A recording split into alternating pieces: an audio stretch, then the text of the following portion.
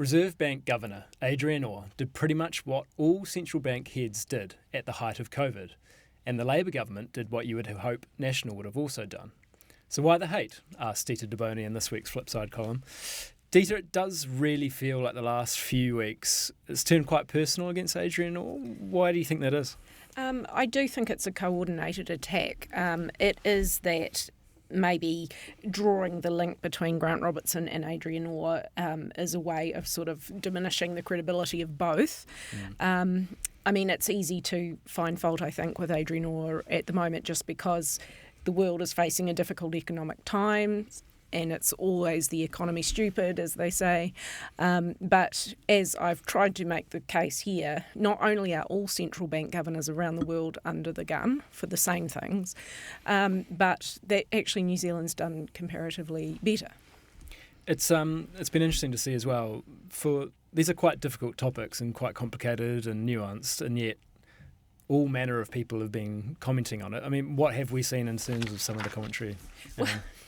That's how I started the column, was Kerry Woodham's famous column, in which she said, why the heck are we talking about this on Talkback? We shouldn't know who Adrian Orr is. We shouldn't be talking about the Reserve Bank.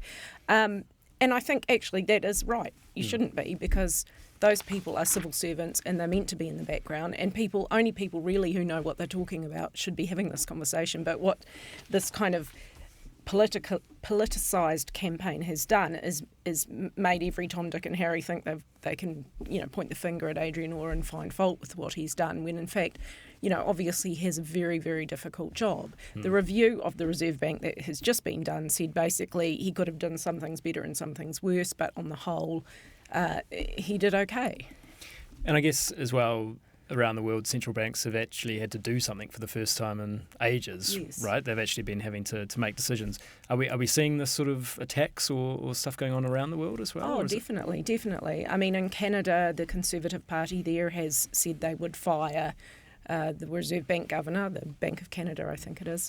The Bank of England obviously had to just step in and save the country from disaster when the Conservatives brought in their most ridiculous mini-budget known to mankind. Mark Carney, as we know, who was the Bank of England Governor, got into a lot of trouble for commenting on things like climate change and Brexit, even though he was referring to their ruinous financial implications or, economic implications rather than anything else. So I think, and in America, obviously, as we know, Trump went full tilt against Jerome Powell over and over again because he sort of kept raising interest rates, which Trump didn't want. So it's a pattern of conservatives around the world, basically. So is it an attack against those institutions? Is it an attack, I guess, in New Zealand against Labour by proxy, or a bit of both? Or I think in New Zealand it is an attack on Labour by proxy. It is also that Conservatives hate money printing, and it is also that they don't like the fact that Adrian Orr has talked about Māori precepts or ideas in his work. They call that mission creep. But also, as one of the writers I quote there says, this is a way of introducing austerity by the back door, saying raise these rates, tighten everything up and stop spending.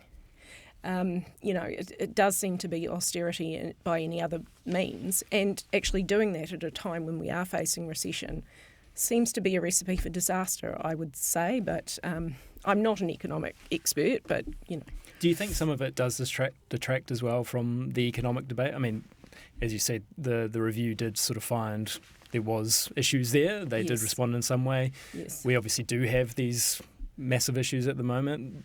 House prices went through the roof during COVID. Now we've got inflation. What is distraction the goal almost as well, though? I think it is. Because, for example, in housing, you could say that these problems started years ago when we didn't build enough housing and there wasn't enough emphasis put on people getting into their own homes or having proper rentals and all that stuff.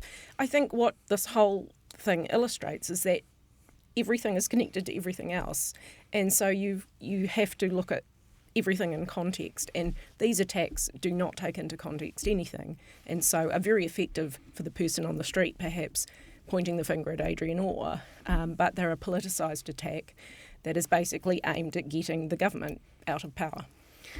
And if a national government is elected in next year, do you think they'll all just stop? Or I mean, as I say there, on the one hand, they're saying, oh, the banks are being, the Reserve Bank's expecting banks to carry too much capital. On the other hand, they're saying, banks are making too much money. So they're in a kind of a awkward situation. I would be interested to see how they're going to play that out. Dita, thanks very much for your time. Thank you.